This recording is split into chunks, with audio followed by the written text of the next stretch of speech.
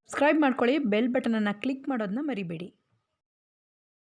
Hi friends, welcome back to my channel. ಇವತ್ತಿನ ವಿಡಿಯೋದಲ್ಲಿ ಕೆಮ್ಮಿಗೆ, ನೆಗಡಿಗೆ ಮತ್ತು ತುಂಬ ತೀರ ಇರುವಂಥ ಕಫಕ್ಕೆ, ಒಣ ಕೆಮ್ಮಿಗೆ ಒಳ್ಳೆ ರೆಮಿಡಿ ಹೇಗೆ ಮಾಡೋದು ಅಂತ ನೋಡೋಣ. ಮೊದಲನೇದಾಗಿ ನಾನು ತೊಗೊಂಡಿರುವಂಥ ಇಂಗ್ರೀಡಿಯೆಂಟ್ಸ್ ಬಂದು 3 ಲವಂಗ, ಈ ರೀತಿ ಹೂವು ಇರಬೇಕು ಅದರಲ್ಲಿ, ಆ ಲವಂಗವನ್ನು ತೊಗೊಂಡಿದ್ದೀನಿ.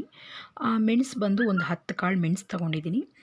ಇದೇ ಕ್ವಾಂಟಿಟಿಯಲ್ಲೇ ನೀವು ಒಬ್ಬರಿಗೆ 2 ಟೈಮ್ಗೆ ಮಾಡ್ಕೊಳ್ಬೇಕಾಗತ್ತೆ. ಇದನ್ನು ತಗೊಂಡು ಈಗ ಒಂದು ಚಿಕ್ಕ ಬೌಲ್ ತಗೊಂಡು ಇದನ್ನು ಬಿಸಿ ಮಾಡ್ಕೊಳ್ಬೇಕು. ಈಗ ಬಂದು ಲವಂಗ ಸ್ವಲ್ಪ ದೊಡ್ಡದಾಗಬೇಕು, ಉರಿತಾ ಅದು ಬಂದು ಆ್ಯಕ್ಟಿವ್ ಆಗುತ್ತೆ. ಲವಂಗನೂ ಅಷ್ಟೇ, ಮೆಣಸು ಅಷ್ಟೇ. ಅದು ತಣ್ಣಗಿರೋದಕ್ಕಿಂತ ಈ ರೀತಿ ಹುರಿದು ಮಾಡೋದ್ರಿಂದ ಒಳ್ಳೆ ಅದಕ್ಕೆ ಶಕ್ತಿ ಹೆಚ್ಚಾಗಿ ಕೆಮ್ಮು ಕಫ ಬೇಗ ಕಡಿಮೆ ಆಗುತ್ತೆ ಫ್ರೆಂಡ್ಸ್. ಇದು ಬಂದು ಎಳೆ ಮಕ್ಳಿಗೂ ಕೊಡ್ಬೋದು, ದೊಡ್ಡವ್ರು ಕೂಡ ತೊಗೋಬೋದು. ಈ ರೀತಿ ಸ್ಮೆಲ್ ಬರೋವರೆಗೂ, ಅಂದರೆ ಹೊಗೆ ಬರುತ್ತೆ, ನೋಡ್ಬೋದು ನೀವು, ಹೊಗೆ ಬರ್ತಾಯಿದೆ. ಈ ರೀತಿ ಆದಮೇಲೆ ಸಿಮ್ ಆಫ್ ಮಾಡಿಬಿಟ್ಟು ನೀಟಾಗಿ ಅದನ್ನು ಪೌಡರ್ ಮಾಡ್ಕೊಳ್ಬೇಕು. ಇದಕ್ಕೆ ಬಂದು ಒಂದು ಚಿಕ್ಕ ಕುಟಾಣಿಯನ್ನು ತೊಗೊಳ್ತಾ ಇದ್ದೀನಿ ನಾನು ಪೌಡ್ರ್ ಮಾಡೋದಕ್ಕೆ.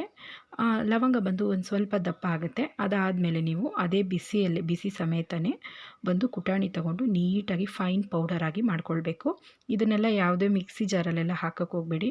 ಕುಟಾಣಿ ಇಲ್ಲ ಅಂದವರು ಒಂದು ಕವರಿಗೆ ಹಾಕಿ ಕಲ್ಲಿನ ಸಹಾಯದಿಂದ ನೀಟಾಗಿ ಕುಟ್ಕೊಳ್ಬೋದು. ನೀಟಾಗಿ ಪೌಡರ್ ಮಾಡ್ಕೋಬೇಕು. ಮೆಣಸಿನಲ್ಲಿರುವಂಥ ಆ್ಯಂಟಿಬಯೋಟಿಕ್ ಮತ್ತು ಆ್ಯಂಟಿ ಫಂಗಲ್ ಆ್ಯಕ್ಟಿವಿಟೀಸ್ ಬಂದು ನಮ್ಮ ದೇಹದಲ್ಲಿರುವಂಥ ಇನ್ಫೆಕ್ಷನನ್ನು ಕಡಿಮೆ ಮಾಡುತ್ತೆ. ಗಂಟಲಲ್ಲಿ ಎಂಥ ವೈರಸ್ ಬ್ಯಾಕ್ಟೀರಿಯಾಸ್ ಇದ್ದರೂ ಅದನ್ನು ಕಂಪ್ಲೀಟಾಗಿ ಸ್ಟಾಪ್ ಮಾಡೋದಕ್ಕೆ ಇದು ಸಹಾಯ ಮಾಡುತ್ತೆ. ಲವಂಗ ಕೂಡ ಒಳ್ಳೆ ಆ್ಯಂಟಿಬಯೋಟಿಕ್, ರೋಗ ನಿರೋಧಕ ಶಕ್ತಿಯನ್ನು ಈ 2 ವಸ್ತುಗಳು ಕೊಡೋದ್ರಿಂದ ಧಾರಾಳವಾಗಿ ಭಯ ಇಲ್ದಿರ ಬಳಸ್ಬೋದು. ನೋಡಿ, ಈ ರೀತಿ ನೀಟಾಗಿ ಅದು ಹುರಿದಿರೋದ್ರಿಂದ ಬೇಗ ಪೌಡರ್ ಆಗುತ್ತೆ ಫ್ರೆಂಡ್ಸ್. ಈ ರೀತಿ ಪೌಡರ್ ಆದಮೇಲೆ ನೆಕ್ಸ್ಟು ನೀಟಾಗಿ ಪೌಡರ್ ಮಾಡಿಕೊಂಡ್ರೆ ನುಂಗೋದಕ್ಕೆ ಕಷ್ಟ ಆಗೋದಿಲ್ಲ. ಅದಕ್ಕೋಸ್ಕರ ಪೌಡರ್ ಆದಮೇಲೆ ಅದರ ಜೊತೆಗೆ ಆರ್ಗ್ಯಾನಿಕ್ ಆಗಿರುವಂಥ ಶುದ್ಧವಾದಂಥ ಜೇನುತುಪ್ಪವನ್ನು 1 ಸ್ಪೂನ್ ತಗೊಳ್ಬೇಕಾಗತ್ತೆ. ನೀವು ಅಂಗಡಿಯಲ್ಲಿ ಸಿಗೋದನ್ನು ಬಳಸ್ಬೋದು, ಬಟ್ 100% ಪ್ಯೂರ್ ಆಗಿರೋದನ್ನು ತಗೊಳ್ಳಿ. ನೋಡಿ, ನೀಟಾಗಿ ಇದು ಪೌಡರ್ ಆಯಿತು. ಇದು 1 ಸ್ಪೂನಷ್ಟು ಪೌಡರ್ ನಿಮಗೆ ಸಿಗುತ್ತೆ. 10 ಕಾಳು ಮೆಣಸಿನ ಪುಡಿ ಮತ್ತು ಬಂದು 3 ಲವಂಗದ ಪೌಡರ್ ಬಂದು ಇಷ್ಟು ಸಿಗುತ್ತೆ ನಿಮಗೆ ಕ್ವಾಂಟಿಟಿ. ಒಬ್ಬರಿಗೆ ನಾನು ತೋರಿಸ್ತಾ ಇರೋದು. 1 ಸ್ಪೂನಷ್ಟು ಜೇನುತುಪ್ಪವನ್ನು ತಗೊಳ್ಳಿ. ಇದು ಬಂದು ಪ್ಯೂರ್ ಆಗಿರುವಂಥದ್ದು, ನಾವು ಅಂಗಡಿಯಲ್ಲಿ ಪರ್ಚೇಸ್ ಮಾಡಿರೋದಲ್ಲ. ಇದು ಜೇನಿನ ಗೂಡಿಂದನೇ ತೆಗೆದಿರುವಂಥದ್ದು. ಇದು ಬಂದು ಈ ರೀತಿ ನೀಟಾಗಿ ಸಿರಪ್ ರೀತಿ ಬರುತ್ತೆ. ಈ ರೀತಿ ಕಲಿಸ್ಕೊಂಡು, ನಿಮಗೆ ಜೇನುತುಪ್ಪ ಬೇಕು, ಖಾರ ಆಗಿದೆ ಅಂದರೆ ಜೇನುತುಪ್ಪವನ್ನು ಇನ್ನೊಂದು ಅರ್ಧ ಸ್ಪೂನು ಸೇರಿಸ್ಕೊಳ್ಬೋದು.